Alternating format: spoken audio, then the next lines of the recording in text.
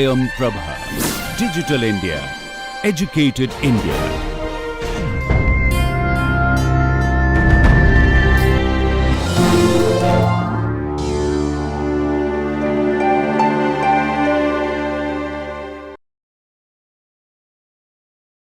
So, we will look at the sigmoid nonlinear activation now. So, here is the analytical expression for the sigmoid nonlinear activation, okay, and this is the plot of the function. We can see that. So, this axis is the x axis and the y axis is sigma of x.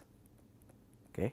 So, we can see that for large value of x, the sigmoid function tends to 1, again for large value positive values of x, and for large negative values of x again it tends to 0.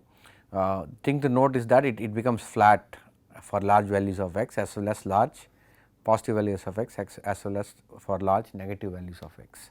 So, in these slides I have used x, but typically the input to the nonlinearity is your z, which is summation wi x I. Okay. For there is a w 0 which is a bias term also coming in, which I have not included in the summation, but z is what is typically used. So, you can also rewrite this as sigma z. This is just so that you do not get confused when you see us using z in a later lecture sometime. So, the input to the sigmoid function you might know already is the linear combination of your input features with the weights. Okay.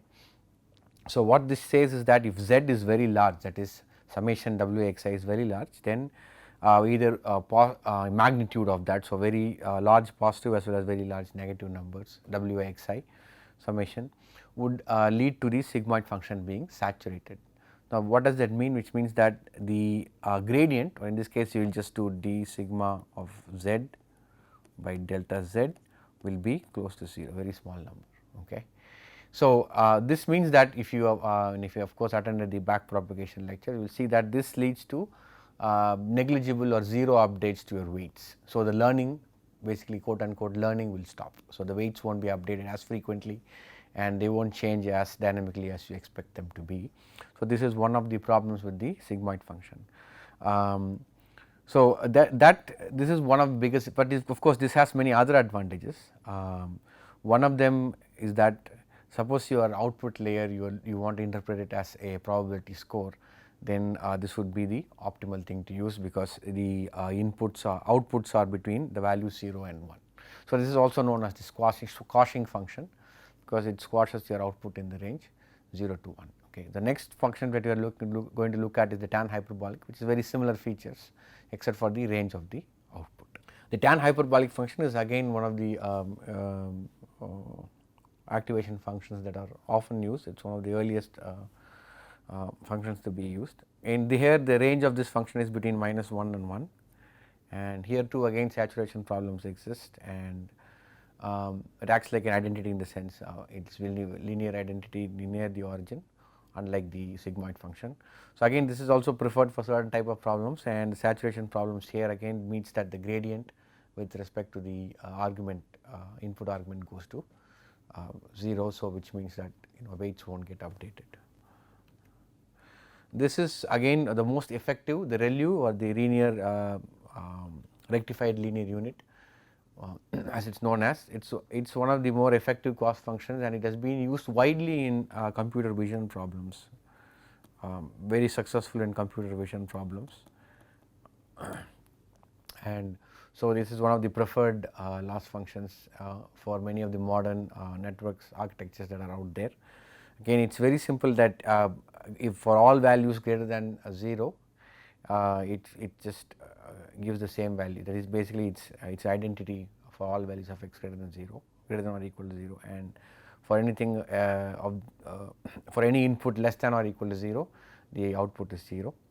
Here the problem is that for very small values of the input, then the gradient will be the f of the function value will be very small. So, that is another one of the drawbacks, and for negative values again the gradient will go to 0, right. So, this is the because the f of x is 0. So, the gradient of f of x with respect to x, if x is negative, there will also be 0. So, then the updates will not be done to the weights. So, this is the problem with ReLU, but otherwise this is a very effective cross function. Again, you note that this is actually a nonlinear function in the sense that it exists only for values of the input greater than 0 and it is 0 for all values of x greater than less than or equal. So, the leaky ReLU was to again was to take care of some of the problems that that ReLU had, sense that for it gives you a small gradient value for negative values of the input, right. So, if so in the previous slide we saw that when for just a plain ReLU or the rectified linear unit, if the input was negative then your gradient also goes to 0, but in this case having it in this form. So, for all negative values of x it will give you a scaled value of that input. So, which means that the gradient can exist. Okay. Another version of this is the parametric rectifier rectified linear unit, wherein instead of having a fixed scaling factor for x for negative values of x, we have an alpha which is again a parameter which is learned during the back propagation process. Okay. And yet another variation of this is the exponential linear unit, which again for negative values of x takes this form. This is to make sure that the average activation in a layer goes to 0. So, again this has a gradient for negative values of x also. Okay. So, these are the typical activation functions that are used in a network. You can for instance, I have not I think shown here the actual analytical form for tan hyperbolic x. You can look that up and convince yourself that the plot looks this way. So, you can see that the problems with sigmoid and tan h are basically the saturation here.